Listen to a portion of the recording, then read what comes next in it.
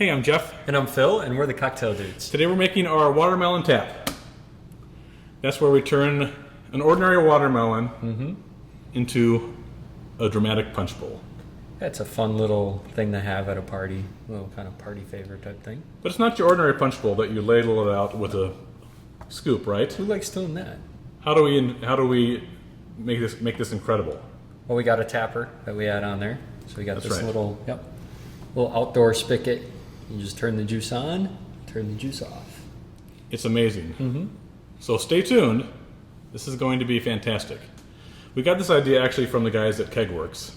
Yeah, they had a good idea. They used like a keg tapper though. They used a beer tapper. Yeah. Put the beer tapper on, dispense your watermelon liquor. You could use that too. You could, but we This thought... is more of a garden theme. Yes, Yeah. and we wanted to make it in less than $10, for less than $10. So we're going to end up doing that. But we start off by evacuating the watermelon of its contents and making some watermelon juice. What are you laughing at? Only you would say evacuating. All right, so we're going to cut it open like a pumpkin, essentially. All right? It's like doing a lobotomy. Scalpel. Sponge. So we're just slicing it open, like you do a pumpkin. Fortunately, it has a thinner rind than a pumpkin.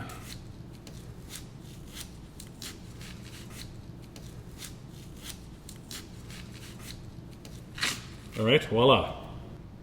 All right. So essentially we're going to just scoop this into our food processor. Now a big watermelon like this is going to have, give you about 100 ounces of watermelon juice once you have it pureed. And how much are we typically looking for? Just Well, you want for our recipes that we use for this, we call for 32 ounces. So you could do, have enough for about 3 times. so you could put some What you in need. and then refill it later. Right. Type of thing. Yeah. So you want about 3 pounds of watermelon, which from experience we know that's about 3 pounds. And that's about 8 cups if you're measuring. Now, because this is very liquidy, I just pulse it. Pulse. If I leave it on, then the liquid will go up and it will start coming out at the seams here. So that's why I just sort of pulse it in a sort of annoying fashion like that. I think we did a good job on grabbing a watermelon. Look at how juicy that is. Yeah, these are good watermelons. That's a lot of juice in there. So I'm going to have you hang on to this while I get this contraption out of the way. Got it? Got it. All right, and then we're just going to pour this into a large bowl through a fine mesh sieve. Looks like a tomato gazpacho. Yeah, it does. All right, and gravity is going to sort of do its work, but we're going to help it out a little bit. Phil's just going to push the liquid through. And you want to scrape every now and again because the little bits of watermelon will get kind of clogged in there. And then just tap it down. And it'll take about 2 or 3 minutes to get all the liquid out. I think that's good enough for show. Yeah. Put that in here. And we'll get that out of the way. Spoon two. Yep. All right.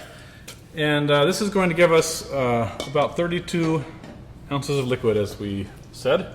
So we're just going to take this You got it? and pour it right into our measuring cup. All right. And there you have your watermelon juice. Give us a minute to clean up, and we'll go to work on the tapper. All right, we're back. Yeah.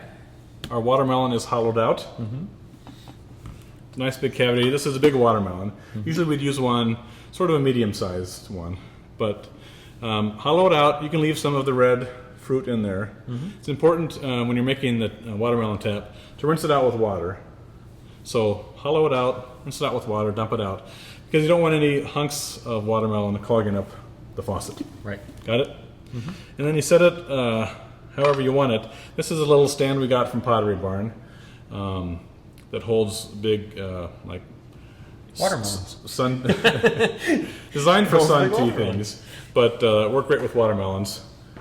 Before we got that, we just used a heavy mixing bowl upside down. So anything like that. What we have here is the tap. This is a 3/4 inch tap, and this has an NSF label, which means it's food safe. So 3/4 inch with a female thread here. And then we have the 3/4 inch male thread that goes in there. And then this is like a pipe fitting piece. Spigot? I don't know what that thing is called. We're not plumbers. So we just put this in and just hand tighten it. It's not critical that you get out the heavy machinery. And then this is a little piece of plastic, 3/4 inch inner diameter, that the hardware store has in 4 or 5 feet lengths. And so they cut this off and gave it to me for free. They didn't even charge you for it? No. They're like, what? They were intrigued as to why we were they? making this, Yeah. so they were all happy. And that goes right on here, all right? And we're going to put a hole in here and then put that puppy in. Now, when we first made this, the first couple times, we were afraid that it was going to leak. I thought for sure it was going to leak. But we use a apple corer that's just a tiny bit smaller. This is a standard apple corer, and it's a little bit smaller in diameter than that. So that's important. But we initially made up this thing. We sort of rigged it up, which is the same pipe, and it has a little flange here. This is a little cover that uses, you see this behind your toilet? The little faucet that comes out. This is a little cover that you can buy for 35 cents that goes over that. So we thought, well, if it leaks, you just do it this way. Yep. You put that cover on the end of the pipe, go inside of the watermelon, up against the wall, and sort of turn it so that it goes into the side of the watermelon. Yep. And then put this in from the outside like this. But we've never had to use it. No, we haven't. And we've had kids. That's pretty good. We've had kids kind of, on the virgin one we make, kind of yanking on this thing, and it has never leaked. Right. So, but that's an option if you have crazy people. All right. Why don't you make a hole for us, Phil? Sure. So the important thing in making a hole is just visualizing where the tap's going to be at the end. You don't want to have it like down here pointing down. You want to sort of go straight in. So just wherever it looks good for you, go for it. Turn it this way a little bit. Right here. I think that's a good spot. It's not Where? pointing down at all. Right here. Yep, but go lower because... Go lower. Yeah. Right there. Perfect. All right. All right. You want to be very careful not to make the hole bigger than you really want it to be. You would have been a good orthopod. Thank you. Orthopedic surgeon. That's how they do bone biopsies, They do Painless. bone marrow biopsy. Like they do that here on your iliac, that your hip bone. This is what they use, something like that, I imagine. You just go down there and crank on it. There's your watermelon biopsy. All right. It looks okay to me, doctor. You better put that not- under a slide or something. What did they say? It's not malignant? It's benign. It's benign, yeah. All right. You're So- okay, it's benign. All right, so then this goes in the hole, obviously. You want it to be a little snug fit, but it will go in. Just got to work it in there. All right. There you go. And then we're going to pour in our stuff. We made, this is our watermelon gin. So that's all up, and it was in the refrigerator, so it's cold. We're going to pour that in, and then have something to drink. Enjoy some drinks. All right?